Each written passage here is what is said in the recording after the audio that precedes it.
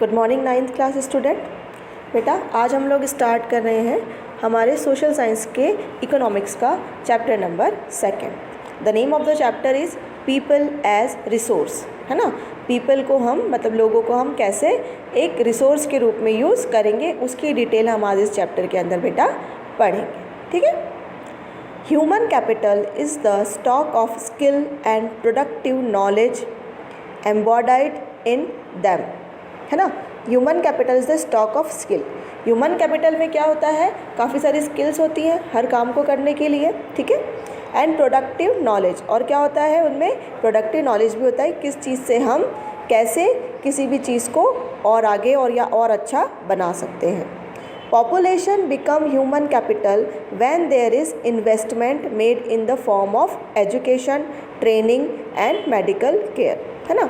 जो पॉपुलेशन होती है किसी भी कंट्री की, उसको आप एज अ ह्यूमन कैपिटल बना सकते हो, पर आपको क्या करना पड़ेगा, उसके लिए कुछ ना कुछ इसमें इन्वेस्टमेंट करना पड़ेगा। अब वो इन्वेस्टमेंट क्या होगा, वो इन्वेस्टमेंट हो सकता है उस व्यक्ति की एजुकेशन के लिए, है ना, उसे किसी काम की ट्रेनिंग दी जाए और उसकी मेडिकल केयर के लिए। Looking at the population from this productive aspect emphasis its ability to contribute to the creation of the gross national product, ठीक है। अगर हम ये सब चीज़ें करते हैं तो उसमें क्या आएगी, उस व्यक्ति में उस पीपल्स जो होंगे वहाँ के, उनमें प्रोडक्टिविटी आएगी, है ना। और प्रोडक्टिविटी अगर आएगी तो वो कंट्रीब्यूट कर सकते हैं, जो हमारा ग्रॉस नेशनल प्रोडक्ट है उसके अंदर वो कंट्रीब्यूट अपना कर सकते हैं। Like other resources population also is a resource, a human resource, है ना। जैसे कि अदर जो दूसरे रिसोर्सेज होते हैं वैसे ही पॉपुलेशन भी क्या है, एक रिसोर्स है ना। When the existing human resource is further developed by becoming more educated and healthy, we call it human capital formation, है ना। जैसे कि ह्यूमन रिसोर्स हमारे पास में, जैसे कोई कंपनी है, उस कंपनी के जो एम्प्लॉय हैं उन पर उन्होंने कुछ खर्च किया है, उनको कुछ फैसिलिटीज़ उन्होंने प्रोवाइड करी है ना। फैसिलिटीज़ देने के बाद में अब उन्होंने क्या किया कि अब उनको चाहिए कि वो और अच्छे हो जाए, तो वो क्या करेंगे, अपनी कंपनी के बारे में उनको और नॉलेज देंगे, अपने प्रोडक्ट के बारे में उनको और नॉलेज देंगे, ताकि वहाँ के जो काम करने वाले वर्कर्स हैं उनके अंदर और ज्ञान आ जाए सब चीज़ों का। तो उन क्या करेंगे, उसको एजुकेट करेंगे, फिर उनकी हेल्थ का ध्यान रखेंगे, है ना। ऐसा इन्वायरमेंट क्रिएट करेंगे ऑफिस में, फैक्ट्री में, कि उनकी हेल्थ जो है वो अच्छी रहे। तो उससे क्या होगा, मतलब हम क्या कर रहे हैं, हम कर रहे हैं ह्यूमन कैपिटल का फॉर्मेशन, मतलब हम उसको और अच्छा बनाने की कोशिश कर रहे हैं। For many decades in India, a large population has been considered a liability rather than asset, है ना। हमारे यहाँ क्या होता है, इंडिया में क्या बताया उसने, बहुत सारे ये होता है, ये मानते हैं बहुत से लोग कि ये क्या है, जो पॉपुलेशन होती है ये हमारी लाइबिलिटी है, मतलब ये हमको करना पड़ेगा इनके लिए। उनको हम एज अ असेट, मतलब उनका हम यूज़ नहीं कर पाते हैं, हम सिर्फ क्या बोल लेते हैं कि ये हमारे लिए लाइबिलिटी है, हमें इसे पूरा करना पड़ेगा, इनका सब चीज़ें देखनी पड़ेगी, लेकिन हम उन्हें हमारा असेट भी बना सकते हैं, ठीक है। Population can be turn into a productive asset by investment in human capital. कैसे बना सकते हैं पॉपुलेशन को, हम असेट कैसे बना सकते हैं, हम उसे क्या करें, हम उन्हें प्रोडक्टिव बनाएं, है ना। उनके ऊपर कुछ इन्वेस्टमेंट करेंगे अगर, तो जो ह्यूमन कैपिटल रहेगी वो क्या बन जाएगी, वो हमारे लिए असेट बन जाएगी, है ना। Investment in human resource via education and medical care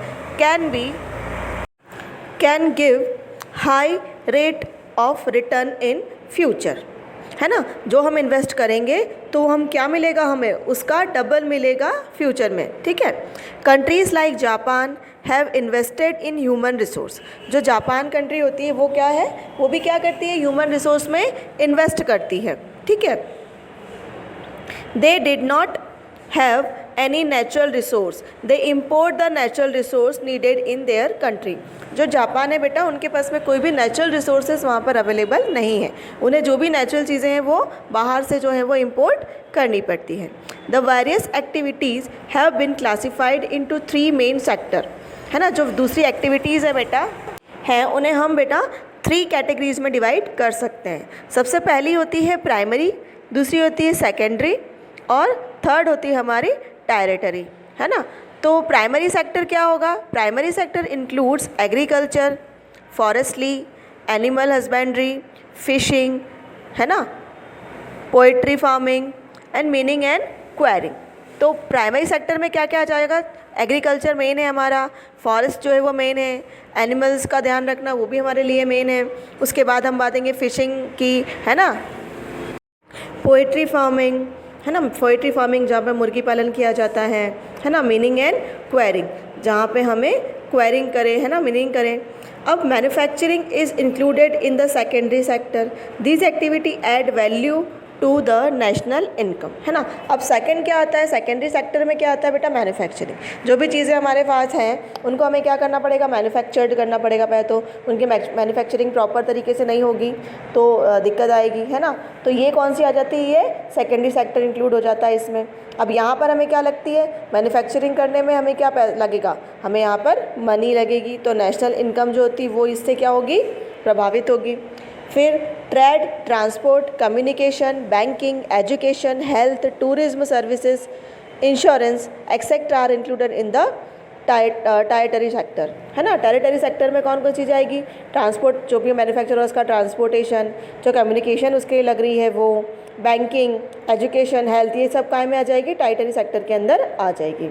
a healthy and literate population is an asset. जो हेल्दी और लिटरेट पॉपुलेशन होती है, मतलब जिनको कोई बीमारी ना हो और अच्छे से वो एजुकेटेड हों, है ना, तो वो क्या कहलाएंगे? वो हमारे लिए एज अ असेट वहाँ पर वर्क करेंगे। The literacy rates have increased from 18% in 1951 to 73% in 2011, है ना। 1951 की अगर हम बात करते हैं तो उस वक्त जो लिटरेसी रेट था, जो पढ़ाई लिखाई का रेट था, वो कितना था? 80% था। आज जब हम बात करें 2011 की तो बढ़कर कितना हो गया है बेटा? 73% हो गया है। The state of Kerala has the highest literacy rate while Bihar has the lowest literacy rate. जो केरला बेटा हमारा स्टेट है वहाँ पर हमें हाईएस्ट लिटरेसी रेट मिलता है और बिहार है जो वो है लोएस्ट लिटरेसी रेट वाला स्टेट है। Infant mortality rate has come down from 147 in 1951 to 33 in 2017, है ना। मतलब ये हो जाएगा IMR जिसको हम बोलेंगे, जिसमें हम बोलते हैं जो डेथ रेट और जो बर्थ रेट होता है उसमें जो डिफरेंस निकल के आया है वो 147 था 1951 में और अब हो गया है वो 33 2017 तक। Crude birth rate have dropped to 20.2 and death rate to 6.3 with in the same duration of time, है ना। डेथ रेट में 6.3 और जो बर्थ रेट होती है उसके अंदर 20.2, ठीक है।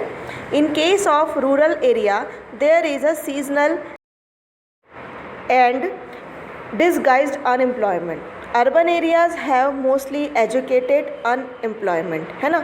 जो रूरल एरिया होते हैं बेटा वो क्या करते हैं? वो सीजनल वर्किंग करते हैं, है ना। सीज़न होगा तो वर्क होगा, नहीं तो नहीं होगा।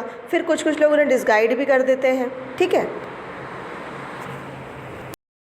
Seasonal unemployment happens when people are not able to find job during some month of the year.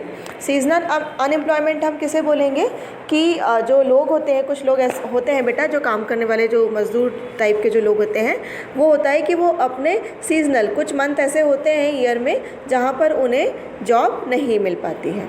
Increase in unemployment is an indicator of a depressed economy, है ना। अनएम्प्लॉयमेंट अगर जैसे जैसे बढ़ती जाएगी तो उसका असर किस पे पड़ेगा? हमारी इकोनॉमी पर भी पड़ेगा। Agriculture is the most labour absorbing sector of the economy.